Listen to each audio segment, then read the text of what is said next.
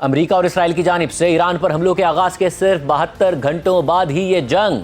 نہ صرف پورے مشرق وسطیٰ کو اپنی لپیٹ میں لے چکی ہے بلکہ یورپ تک پہنچ گئی ہے، اور بظاہر یہ لگ رہا ہے کہ امریکی صدر ٹرمپ کی جانب سے ایران پر حملے کا فیصلہ یا تو کوئی مس کیلکولیشن تھی یا پھر انہوں نے کوئی کیلکولیشن ہی نہیں کی تھی، اور اسرائیلی وزیر اعظم نیتن یاہو نے صدر ٹرمپ کے ذریعے امریکہ کو اس جنگ میں دھکیل دیا ہے۔ حالانکہ امریکہ اور اسرائیل کے ہاتھوں شہادت سے چند ہفتے پہلے ہی ایران کے سپریم لیڈر آیت اللہ خامنائی نے واضح کر دیا تھا کہ اگر ایران پر حملہ ہوا تو یہ جنگ پورے خطے تک پھیل جائے گی، اور اب ٹھیک ایسا ہی ہوتا نظر آ رہا ہے۔ ایران اور اسرائیل سمیت سعودی عرب، قطر، کویت، بحرین، لبنان اور عراق سمیت پورا خطہ اب ایک بڑی جنگ کا حصہ بن چکا ہے، اور اس جنگ کے اثرات صرف مشرق وسطیٰ تک محدود نہیں ہیں بلکہ پوری دنیا کی معیشت اور سرگرمیاں متاثر ہو رہی ہیں۔ اور صرف 3 دن کے اندر ہی ایران کے تباہ کن حملوں نے خلیجی ممالک کی سیاحت کی صنعت کو مفلوج کر دیا ہے، تیل اور گیس کی متعدد تنصیبات کو بند کر دیا ہے، تیل اور گیس کی تجارت کو روک کر رکھ دیا ہے۔ ایران نے خطے کے امریکی اڈوں پر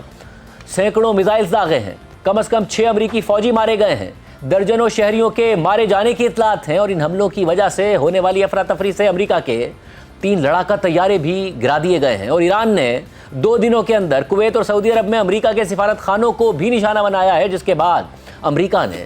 دونوں سفارت خانے بند کر دیے ہیں، اور خطے میں خود جنگ چھیڑنے اور پورے خطے کے عوام کو غیر محفوظ کرنے کے بعد اب امریکہ نے اسرائیل سمیت متحدہ عرب امارات، اردن، بحرین، مصر، ایران، عراق، کویت، لبنان، عمان، قطر،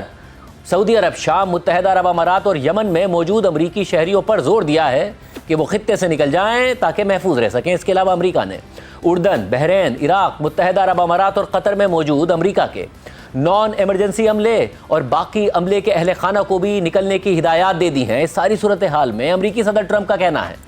کہ ایران کے خلاف فوجی مہم تقریباً 4 ہفتے تک جاری رہ سکتی ہے، اور امریکہ ایران کی میزائل اور جوہری صلاحیتوں کو تباہ کرنے کے لیے ہر ممکن اقدامات کرے گا، جبکہ ان کے اتحادی اسرائیلی وزیر اعظم نیتن یاہو کا کہنا ہے کہ ایران کے ساتھ تنازعہ ایک نہ ختم ہونے والی جنگ نہیں ہے، لیکن ماہرین کا خیال ہے کہ یہ بیانات بالکل حقیقت کے برعکس ہیں۔ یونیورسٹی آف شکاگو میں سیاسیات کے پروفیسر رابرٹ ٹیپ کا کہنا ہے کہ امریکہ اس وقت کشیدگی کے جال میں پھنس چکا ہے، پچھلے 100 برس میں یہ طریقہ کبھی کامیاب نہیں ہوا۔ صدر ٹرمپ اس وقت تاریخ کی مخالف سمت میں کھڑے ہیں۔